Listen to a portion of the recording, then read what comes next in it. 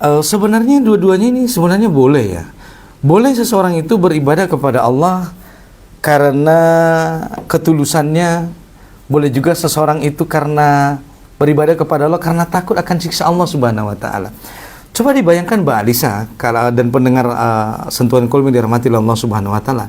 Kalau hari ini ada orang yang dia tidak takut dengan yang tidak takut dan tidak yakin dengan siksanya Allah, mungkin hari ini akan banyak perbuatan kriminal, akan banyak perbuatan maksiat, akan banyak perbuatan dosa. Kenapa? Karena adanya seseorang yang tidak yakin dengan kehidupan akhirat, adanya seseorang yang tidak yakin bahwasanya setelah kehidupan dunia ini manusia ini akan dibangkitkan kembali, lalu amalnya dibalas. Kalau dia amalnya baik dibalas dengan amalan sorga, dengan balasan sorga. Kalau dia amalannya buruk maka dibalas dengan neraka Allah Subhanahu wa ta'ala. Maka sangat penting sebenarnya menjaga rasa takut akan siksanya Allah Subhanahu wa ta'ala, menjaga rasa takut akan neraka Allah Subhanahu wa ta'ala, menjaga rasa yakin bahwa nanti setelah manusia ini mati akan dihidupkan dan dibangkitkan kembali oleh Allah Subhanahu wa ta'ala. Ini sangat penting.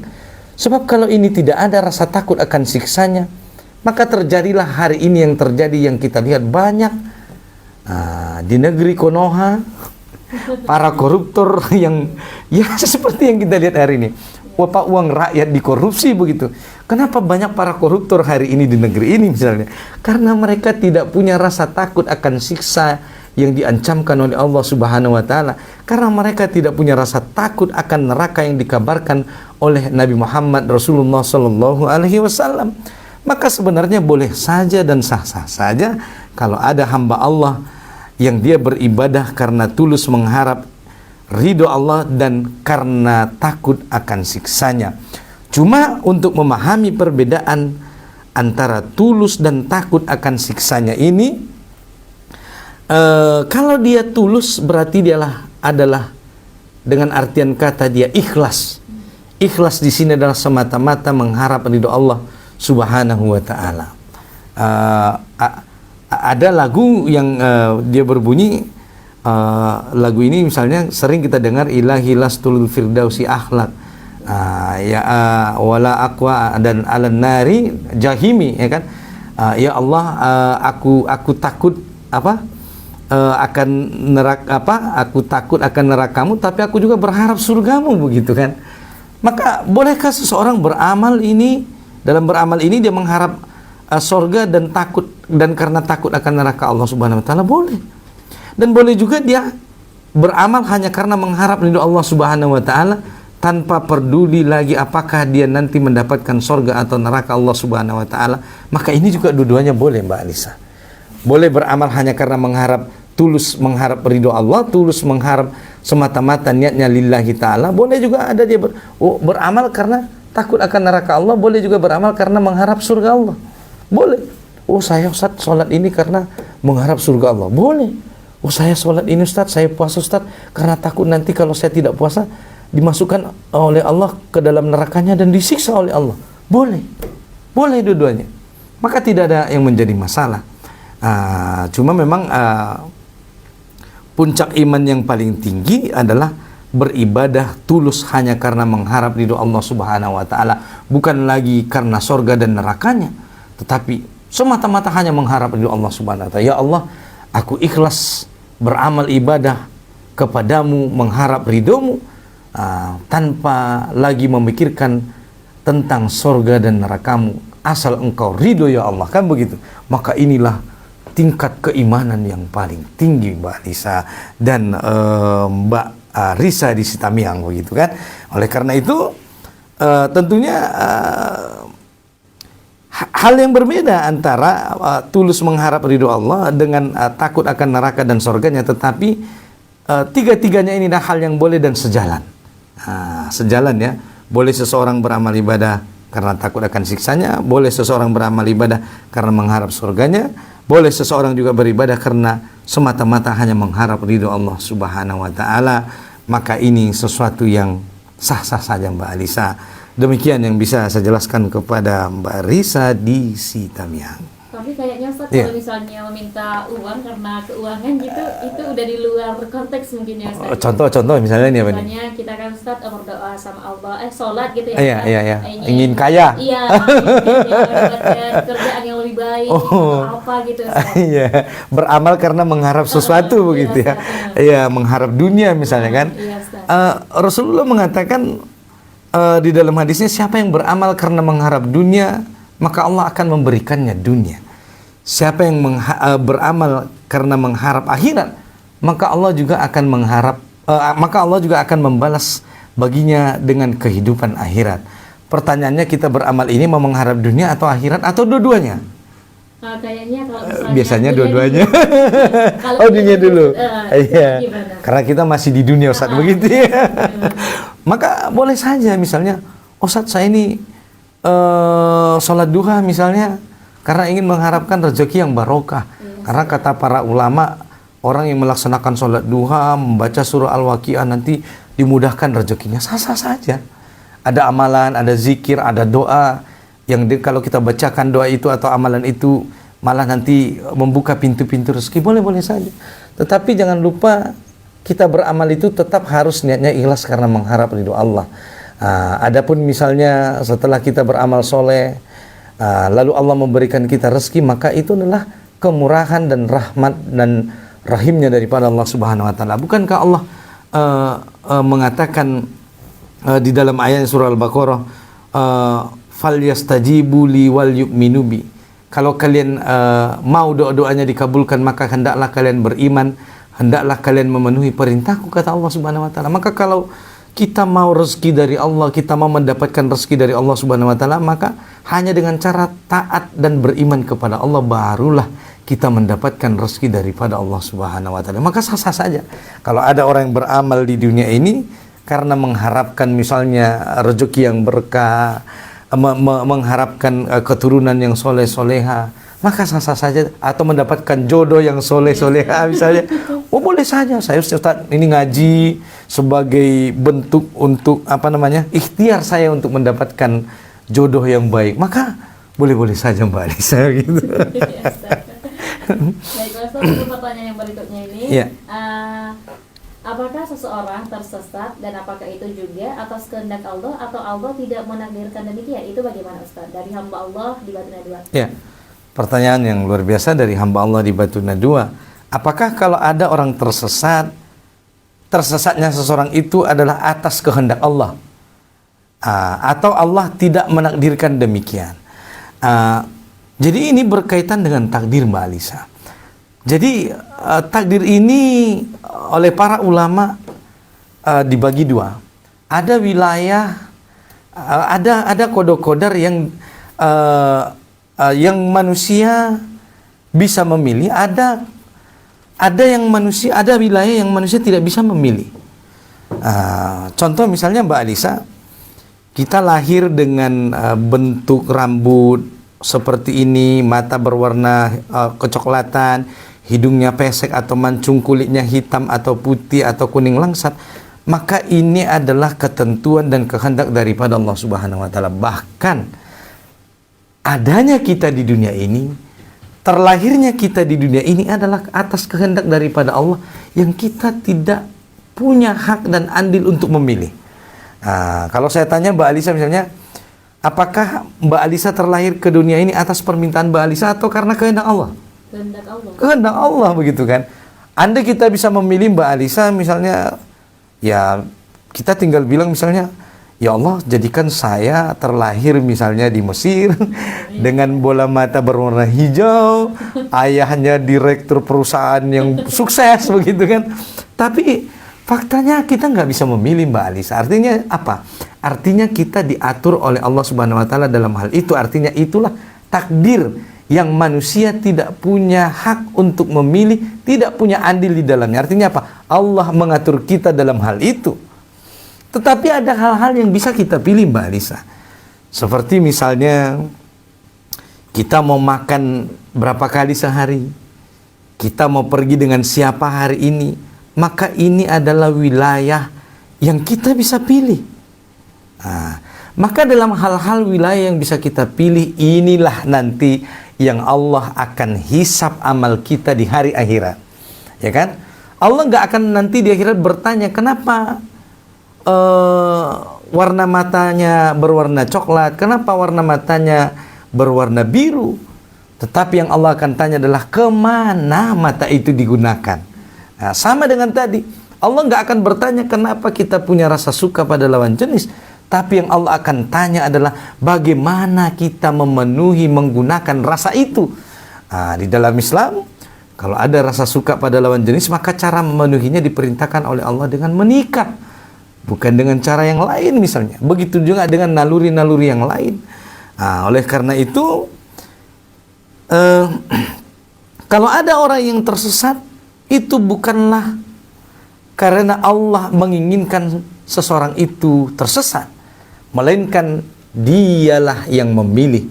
Karena Allah Subhanahu wa taala mengatakan di dalam Quran surah Al-Balad ayat 10, Allah mengatakan wa hadainahun najdain, dan telah kami tunjukkan dua jalan, kata Allah. Ada jalan kebaikan, ada jalan keburukan. Kitalah yang memilih hari ini mau pergi dengan siapa, mau makan apa, mau minum apa, mau berapa kali minumnya, itu kita yang memilih. Dan Allah akan menghisap amal kita terhadap apa yang kita pilih tersebut. Jadi sama nanti di hari akhirat kelak.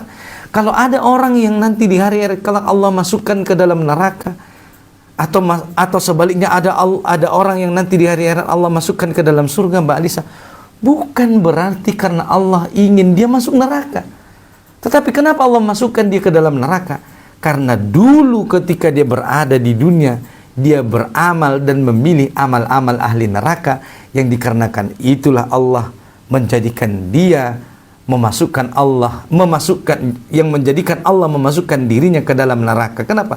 Karena dulu ketika di dunia dia memilih sendiri amal-amal ahli neraka. Sebaliknya juga, kalau nanti di hari akhirat kelak ada orang yang Allah masukkan ke dalam surga, bukan karena Allah ingin dia masuk surga, tidak. Tetapi dulu ketika dia di dunia, dia memilih amal-amal yang dapat menghantarkan dia ke surga Allah. Dan karena amalnya itulah yang dia pilih, itu menjadikan Allah memasukkan dia ke surga Allah Subhanahu wa ta'ala. Jadi, kalau ada orang yang tersesat di dunia ini, lalu Allah nanti azab dia di hari akhirat kelak, bukan karena Allah ingin dia sesat. Bukankah Allah mengatakan di dalam ayatnya, ihdinas siratal mustaqim? Bukankah kita selalu senantiasa membacakan ini di dalam salat kita? Ya Allah, berikanlah kami petunjuk kepada jalan yang lurus. Lalu ketika Allah memberikan petunjuk kepada jalan yang lurus itu, lalu kita tidak mau mengikutinya, berarti kitalah yang sesat. Bukan karena Allah ingin kita sesat. Karena memang sebagaimana tadi kita katakan, bahwa Allah memberikan kita pilihan di dalam kehidupan ini. Tak ada yang memaksa kita untuk datang, tak ada yang memaksa kita untuk berbuat. Kita bebas memilih. Mau memilih jodoh yang bagaimana, Mbak Alisa? Makanya kalau ada orang menikah lalu dia menyesal menikah dengan si suaminya tadi, dengan si istrinya, itu bukan karena salah Allah, tetapi dialah yang memilih jodoh tersebut, begitu kan?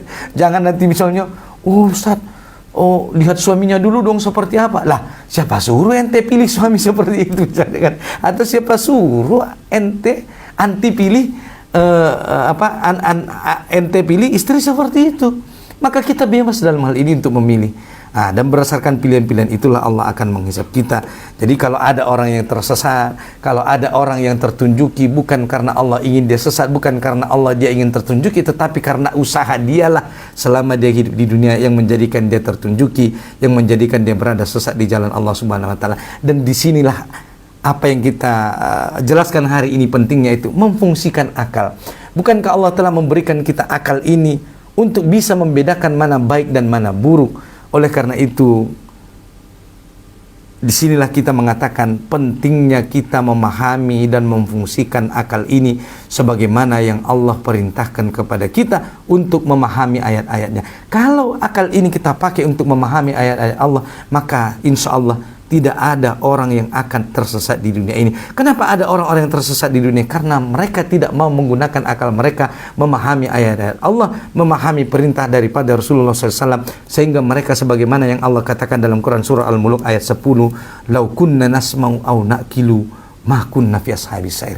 Andai dulu ketika kami berada di dunia mau telinga ini mendengar ayat-ayat Allah, mau akal ini kami pakai memahami ayat-ayat Allah, pasti kami tidak berada di neraka Allah Subhanahu wa taala. Oleh karena itu, pakailah akal kita memahami ayat Allah, pakailah akal kita untuk membedakan mana baik dan buruk, sehingga kita menjadi orang-orang yang selamat, mendapatkan ridho Allah Subhanahu wa taala di hari akhirat kelak, bukan menjadi orang yang celaka sebagaimana tadi dalam surah Al-Mulk ayat 10. Demikian Mbak Alisa.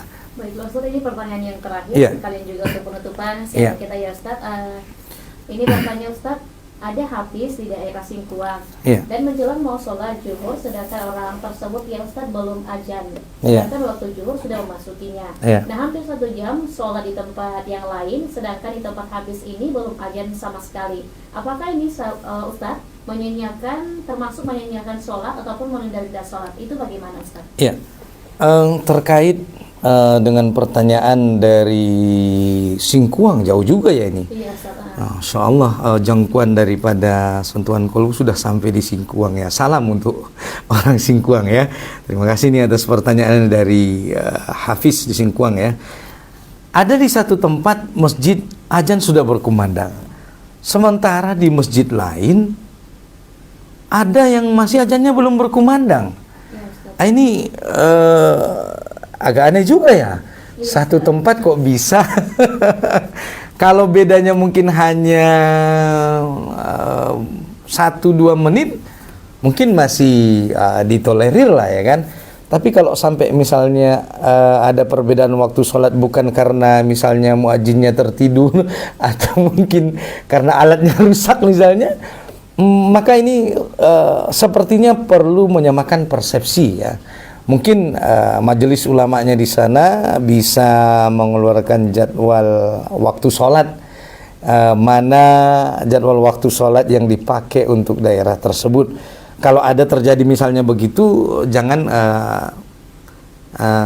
kita langsung menyalahkan seseorang tersebut, karena kita harus cek and recheck dulu. Kita harus bertanya dulu, kenapa kok azannya di sini belum dimulai, padahal di sana sudah. Apalagi misalnya kalau sampai 1 jam misalnya kan, jangan-jangan karena alatnya rusak, atau jangan-jangan karena misalnya muadzinnya tertidur, atau jangan-jangan misalnya karena pagarnya kekunci atau masjidnya kuncinya dibawa, nggak bisa masuk masjid begitu. Karena pernah kejadian juga Mbak Alisa, di satu tempat tuh kok belum azan gitu kan, rupanya pengurusnya lagi pergi liburan misalnya, sehingga kuncinya dibawa, pagarnya ditutup, orang nggak bisa azan begitu. Sehingga azan tidak berkumandang di masjid itu. Tapi ini kabarnya Ustaz udah sering, bukan sesekali aja. Udah sering. Kalau sering maka ini perlu ditabayun ya, perlu dikonfirmasi. Kenapa kok ini bisa berbeda 1 jam azannya dengan di masjid lain? Mungkin ada barangkali penjelasan atau barangkali ada ilmu yang baru mungkin. Tapi seharusnya kalau secara normali atau secara logikanya nggak mungkin ada yang beda sampai 1 jam gitu. Kalau hitungan menit boleh jadilah. Tapi kalau beda azannya sampai 1 jam, ini perlu dipertanyakan kenapa bisa terjadi.